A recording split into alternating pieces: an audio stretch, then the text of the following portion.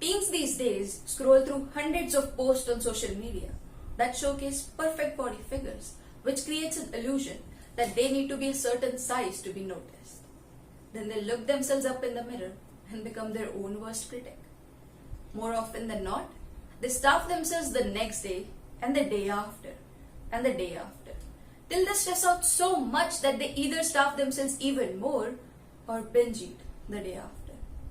I have seen kids starting from the age of 8 or 9 use cosmetic products, posing in front of cameras in ways that made them believe are pretty and validating.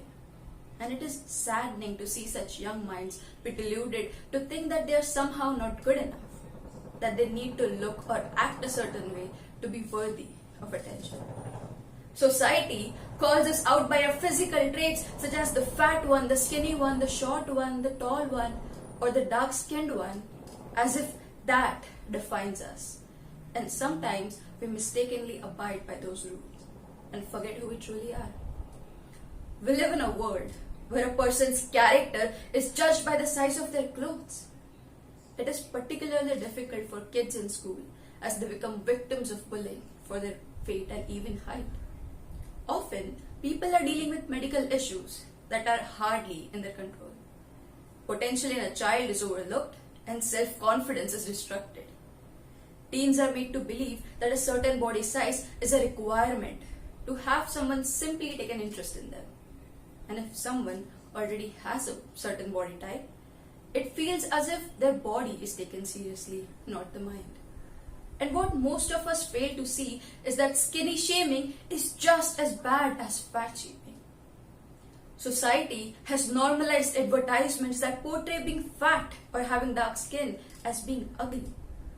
They sell their products by making one believe that they need to be fairer, thinner, and at the same time, thick enough to be called pretty. The cosmetic industries set so-called high standards of beauty, convincing one that they can be good enough, even when they already are. If you're going through it, I want you to know, remember, and remind yourself that you are good enough, and you're worth loving someone and being loved back just as equally, if not more. If you feel as if the social media is taking a toll on your mental health and self-image, take a step back. If you're in a destructive relationship, take a step back. There is nothing wrong in prioritizing yourself. If you have a peer who is having body image issues, I want you to just listen to them. Be as supportive as you can. Encourage them to seek help when necessary. Be empathetic. Sometimes the kids find it difficult to talk about the issues they face regarding their bodies, even to their families. They feel as if that makes them weak for going to the elders for every critic they face. So if you are a parent, I want you to remind your kids that they are loved and beautiful no matter what.